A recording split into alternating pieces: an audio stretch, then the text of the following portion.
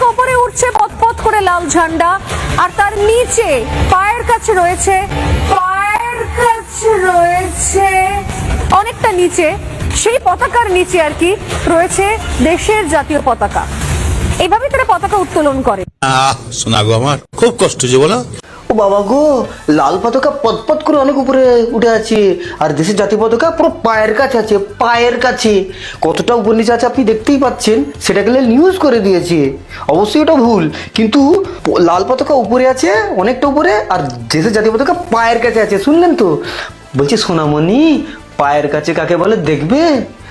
অনেকটা উপরে কাকে বলে দেখবে? এই দেখো, দেখেছো? এইগুলো দেখতে পায় না, ও অন্য কিছু দেখতে পায়। কোন লেভেলের দালালি, কোন লেভেলের বুট চাটন, বুঝতে পারছেন তো?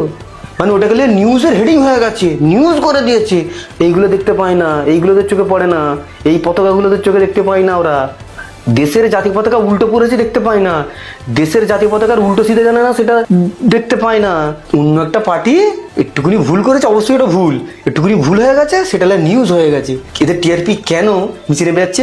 কেন গদি মিডিয়া ভাগ, গদি মিডিয়া ভাগ, কুত্তা মিডিয়া কেন ভাগ বলে, কুত্তা মিডিয়া ভাগ কেন বলে, বুঝতে পারছেন তো?